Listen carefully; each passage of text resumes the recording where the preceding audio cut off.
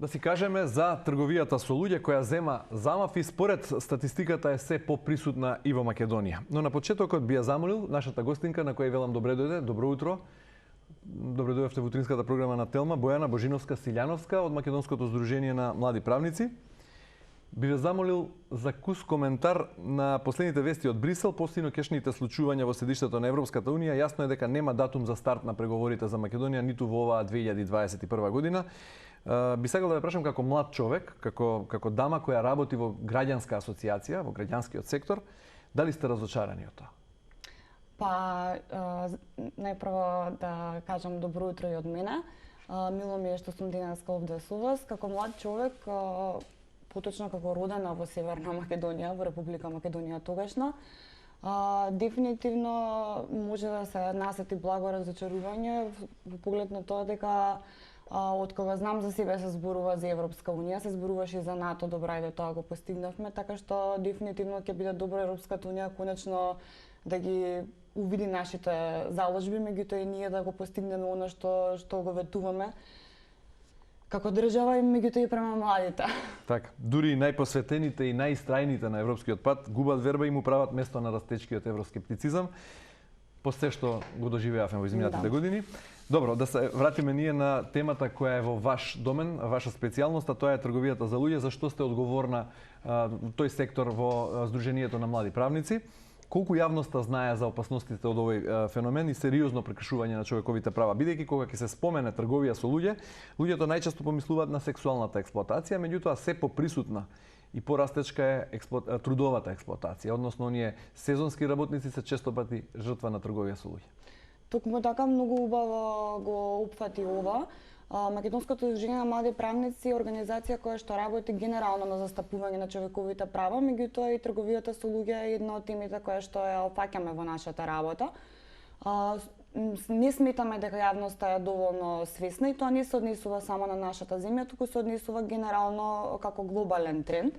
Ние сме луѓе кои што живееме и млади луѓе, деца кои што живеат со интернет, со телефони, но и покрај премногуте информации се случува да не дојдат до нас вистинските, што е во суштина и тука се гледа нашата работа и нашата улога како граѓански сектор да ја подигнуваме свеста на оваа тема. И поради тоа беа присутни бројни кампањи, во еден дел беа емитувани поголем број на видеа. Точно, да.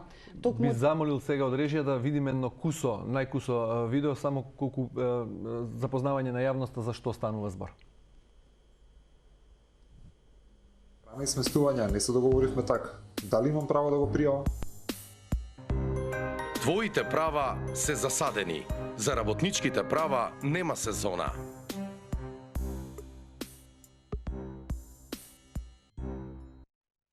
Еве, видеото порачува твоите права се засадени, за работничките права нема сезона. Најчесто дали станува збор за жртви кои се сезонски работници и кои се најчесто жртви од Македонија? Дали се тоа младите македонци кои заминуваат на неколку месеци работа во околните земји или каде? На трудова експлоатација жртва може да стане секој, тоа е генерално правило за трговијата за луѓе кога зборуваме, меѓутоа ние решивме да се фокусираме токму на оваа тема и токму на сезонските работници од аспект на тоа дека секоја година сезонските работници патуваат од еден во друг регион или пак од нашата земја во странска земја, притоа не знаејќи си ги своите права и многу често најдувајќи на злоупотреби. Токму затоа е многу важно да се зборува за трудовата експлоатација како таква, а да не се занемарува и да се споменува само сексуалната експлоатација, која што во секој случај е присутна и не е исклучена. Дури се случува и експлоатациите меѓусебно да се преплетат и да станува збор за трговија со луѓе со повеќе злоупотреби кои што ги користат криминалците, трговците. Вие како Сдружение на млади правници во колку случаи вака сте застапувале жртви на трговија со луѓе? Сте имали ли конкретни примери? Може ли да кажете, се разбира анонимно, за какви случаи станувало збор? Во Македонија до претходно да речем доминираше сексуалната експлоатација, што не значи дека трудовата експлоатација не постоела, туку во светски рамки трудовата експлоатација имаше некоја тенденција да биде затскриена и не толку правно откривена, да речем, и да не се водат толку многу судски спорови. Поради тоа и Грета, Европската Унија и така натаму реагира во поглед на тоа дека државите мора да се насочат кон откривање на овој феномен. Македонското Сдружение на млади правници активно нуди бесплатна правна помош, генерално на повеќе области, како што гледачите на Телма претпоставувам дека веќе знаат, и вклучувајќи и застапување на жртви на трговија со луѓе. Нашата работа е повеќе не толку во директното застапување, меѓутоа сепак и во давање на информации и она примерна правна помош која што се нуди на жртвата, додека понатаму застапувањето вообичаено оди преку адвокати. Добро, рековме кои се трендовите, кои се светските трендови кога станува збор и кои форми се најзастапени во Македонија кога станува збор за трудова експлоатација. Кои се најчесто жртви? Многу често тоа се сезонските работници, тука се опатени повеќе фели или струки. Земјоделската работа е една која што е многу важна да се спомени, токму поради тоа го погледнавте и видеото кое што гласи со слоган дека твоите права се засадени, не случајно е одбран, не случајно се одбрани тие зборови. Меѓутоа тука се и градежниците кои што исто така многу често патуваат и во странство. Тука се и угостителските работници, дали тоа се во ресторани, хотели и слично. И многу често имаме искази од млади луѓе кои што отишле во странство со цел дали да берат традиционално, не знам, на плантажи, да речеме портокали или пак да работат во некој хотел, меѓутоа едни се условите кои што биле ветувани додека биле тука, додека други се условите на кои што тие најдуваат таму.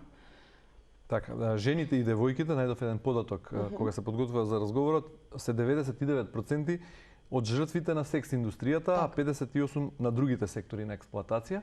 Значи има и жртви мажи. Да. Мажите се почесто во овој дел на трудова експлоатација, претпоставувам. И што се случува? Доаѓаат на крајната дестинација каде што им се ветува нешто друго, а потоа им се одзема пасошот и завршуваат во класично робство на некој начин. Да. Токму така бројките, статистиките кои што ги сподели се се уште тие. Жените и девојчињата воглавно предначат, да речам, во сексуалната експлоатација и стануваат жртви на сексуалната експлоатација, иако се поголем трендот и на момчиња, значи млади дечиња од машки пол кои што се жртви на сексуалната експлоатација. Меѓутоа во трудовата експлоатација дефинитивно мажите се оние кои што се најчесто жртви, иако и жените не се исклучени, како на пример текстилните работнички се многу често може да се најдат во оваа положба во светски рамки. Сега тоа што го споменавте со пасошот е супер пример, но она што треба секој од нас да го знае е дека трудовата експлоатација и генерално трговијата со луѓе може да биде налик филмска сцена и може да изгледа буквално така како што ни е прикажано во филмовите, и претпоставувам дека голем дел од гледачите ние сме гледале некој филм поврзан со трговија со луѓе, но меѓутоа може да биде и многу, јас велам, поедноставна. Значи може да се одвива во твојот град, во твоето село, дури може жртвата да се враќа дома, а сепак да биде експлоатирана, меѓутоа принудувана да нуди одредени услуги, да не биде плаќана за истите. Надвор од договорот за работа. Се што е надвор од договорот за работа би било на некој начин трудова експлоатација. Да. Дали питачењето што го гледаме секојдневно на крстосниците, сведоци сме на мајки со деца како тропаат на автомобилските стакла и бараат пари, е еден вид на трудова експлоатација? Тоа дефинитивно е експлоатација, може да биде трудова, може да биде од друг вид, меѓутоа во секој случај е злоупотреба на децата и кршење на правата на децата. И ваквите во суштина злоупотреби треба да се пријавуваат и да не бидат присутни и редовен пример, заради тоа што таквата експлоатација не само што сама по себе е лоша и директно го загрозува животот и благосостојбата на тие луѓе, туку и понатаму придонесува кон еден нездрав, да речам, начин на живот кој што може да ги втурне во други неповолности и да бидат жртви на други кривични дела. Колегата Бранко Казаковски пред вас овде рече дека и фудбалерите се на некој начин жртви на трудова експлоатација, бидејќи тие заработуваат дел од милионските трансфери кои се вртат во спортот и ги класифицираше на некој начин како жртви на трговија. Можеби не станува збор за класичен вид на трудова експлоатација, што вие од ваш аспект како тоа изгледа? Трговијата со луѓе генерално е тешка за докажување од правен аспект и токму поради тоа многу често сега ако веќе правнички одиме, ако се видат пресудите и така натаму, не секогаш се оди кон тоа кривично дело. Како што кажав, секој може да биде дефинитивно жртва на трговија со луѓе или пак експлоатација, да се најде во неповолна ситуација. Овие ситуации би можеле да граничат со некаков тип на експлоатација, но не мора да значи дека си типична жртва на трговија со луѓе. Од аспект на тоа дека сепак тие имаат договори за работа, свесни се во што влагаат, си ги знаат своите обврски, значи ги знаат истовремено и своите права, можат да излезат од тој работен однос, меѓутоа и знаат колку ќе бидат платени, навистина се платени за тоа. Сега дека профит си земаат и самите клубови, менаџери и така натаму, едноставно индустријата така работи. Да, пред да се вратиме на состојбата во Македонија, чисто за паралела и за споредба, каква е состојбата во околните земји кога станува збор за трговија со луѓе, бидејќи станува збор за криминал кој не познава граници, боја, кожа, валута, синџир организиран кој работи насекаде. Кога се спореди Македонија со земјите од регионот или во европски рамки, каква е работата? Кога ќе ги споредиме бројките и статистиките, ние велиме дека сме тука некаде и во главно тоа е секогаш така, заради тоа што нешто што се случува во светот никогаш не исклучува нас, особено замајќи предвид дека живееме во глобално време, како што кажав. Интернетот се присутен и дури таа форма на пронаоѓање на жртвите и експлоатација, дали директна преку интернет или пронаоѓање преку интернет, па понатаму експлоатација во живо, да речеме, е се повеќе присутна, така што можам да кажам дека нормално квантитативно земено Македонија можеби има помалку жртви заради тоа што сме помала земја. Меѓутоа истовремено дали сме само транзит земја на трговија со луѓе или пак завршуваат и тука? Тоа и ќе го споменав. Да. Меѓутоа пак од една страна сме мала земја, од друга страна сме и земја на потекло, значи имаме жртви кои што стануваат жртви од Македонија, се пренесени во странство или тргувани внатре во земјата. Сме крајна дестинација, значи кај нас се носат жртви, а истовремено транзит секогаш сме, заради тоа што сме ја болкото на Балканот, од каде што многу работи поминуваат. Значи и извезуваме жртви на трговија со луѓе и увезуваме, односно имаме тука експлоатираме и земја транзит. Го спомнавте онлајнот, бидејќи целиот живот, целиот свет, модерното време се пресели на интернет, онлајн се работи се. Колку опасноста ги демне децата на компјутери кои минуваат долго време на интернет? Колку е опасноста там? За регрутација зборувам. Да. Македонското здружение на млади правници, поддржано од Германското друштво за интернационална соработка и претходно, меѓутоа и сега, спроведува проект кој што најпрво се однесуваше токму на оваа тема, на тоа се вели cyber трафикинг или трговија на деца преку интернет. Дефинитивно дури и проциркулира неколку случаи на тоа како девојчиња биле измамени, при тоа им се заканувало за да нудат одредени сексуални услуги. И она што е многу страшно на интернет е дека многу се достапни жртвите до трговците на интернет, особено заради тоа што зборуваме за ранлива категорија, значи за деца, кои што имаат пристап до одредени содржинија, тие содржини наместо да им го нудат она за кое што тие влегле, дали на тој сајт, игра може да биде, слики, разгледување и така натаму, ги носат кон нешто друго и кон да речеме фишинг прават, ловење на некој начин трговците, или пак им пристапуваат директно на социјалните мрежи преку комуникација, која што навидом изгледа искрена и безопасна, а во суштина позадината е друга. И токму поради тоа имаше и кампања која што се водеше на оваа тема, заради тоа што ние сметаме дека ова е еден можеби понов тип на трговија со луѓе, меѓутоа многу застапен во светот, заради тоа што се укажува дека со доаѓањето на госпоѓа Корона и корона кризата, трговијата со луѓе преку интернет се зголемува и бројките одат нагоре. Да, звучи логично. Како државата е организирана за борба против овој вид на сериозен криминал? Вие како граѓански сектор, како би го оцениле учеството на државата во справувањето на тоа, со оглед на многу малиот број на официјални случаи? Да. Државата имала периоди каде што, да речам, условно кажано, се справувала подобро и полошо. Меѓутоа, за во моментов можам да кажам дека државата прави навистина исклучителни напори за справување со овој тип на криминал. И поради тоа мислам дека и е подобрена идентификацијата.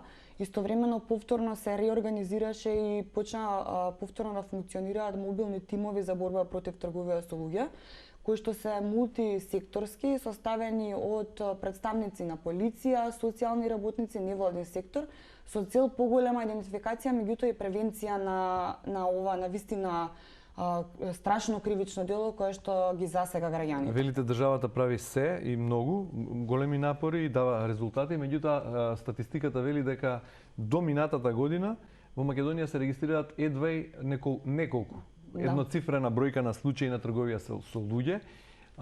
Не знам дали воопшто како судски процеси се водат и завршуваат. Се водат. Додека во соседните земји за споредба таа бројка е троцифрена. Зошто е толкава разлика ако и Македонија е, како што претходно рековте, и дестинација крајна, и транзит земја, и земја која извезува жртви на трговија со луѓе, само толку малку официјално број на случаи? Не би можела сега да зборувам нели во име на институциите, пошто сепак е тоа нивна работа и дефинитивно никогаш не може човек да направи се, не може да направи повеќе. Меѓутоа, како што кажав, се прават напори за да се подобри работата на оваа тема. И сега, од една страна, како што кажав, ова кривично дело е значи, организиран криминал, зборуваме за организиран криминал, каде што не е, да речеме, нека обична кражба, па полицијата бара и обвинителството еден човек. Тоа е усложнува од една страна работа, меѓутоа од друга страна, ono што го спомнавте и претходно, дека Македонија меѓу другото е и транзит, дополнително ги отежнува можностите за државата да се избори, да речам, и да ги пронајде тие жртви кои што се во транзит. Така што ние како држава и институциите, нели сега не можам да зборувам во нивно име, се свесни за постоењето на такви транзит жртви, меѓутоа многу често транзит жртвите и не ја наоѓаат крајната, да речам, крајниот правен исход во нашата држава, што не значи дека пак и нашата држава не соработува со другите држави при борбата против овој криминал. Еден од случаите кои беа објавени во јавноста е оние работници од далечниот исток од една земја кои беа најдени во фабрика затворени во Македонија и кои беа принудувани на тешка физичка напорна работа. Беа 30 и нешто. 40 и тоа е многу добар показател, односно лош, меѓутоа оди во контекст на она што го зборуваме, дека трудовата експлоатација дефинитивно е присутна и ете имаме примери за странски жртви кај нас. Ако претходно сексуалната експлоатација, принудните бракови и така натаму беа во примарна форма кога зборувавме за трговија со луѓе, сега веќе имаме голем број од оваа година на жртви. Сега тоа е еден случај на повеќе жртви, меѓутоа многу често и во странство така се наоѓаат, каде што имаме типична трудова експлоатација. Јас споменав неколку бројки на официјална истрага што се поведени и заведени како такви. Каква е соработката со правосудството, со јавното обвинителство и судовите? Имате ли бројки за некакви пресуди? Како завршуваат овие идентификувани и отворени случаи на трговија со луѓе во Македонија?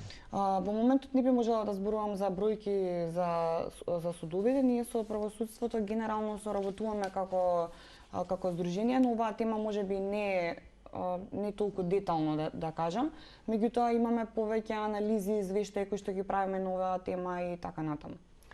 Бојана Божиновска-Силјановска од Македонското здружение на млади правници, ви благодарам за одговорите на тема трговија со луѓе и трудова експлоатација во Македонија. Се поприсутен феномен за кој мора повеќе да се зборува за граѓаните да станат свесни од опасностите кои демнат, дека тоа не е нешто што се случува само во соседството или некаде во светот, туку се случува и насекаде и можна жртва може да биде буквално секој. Дефинитивно. Ве благодарам многу на гостопримството.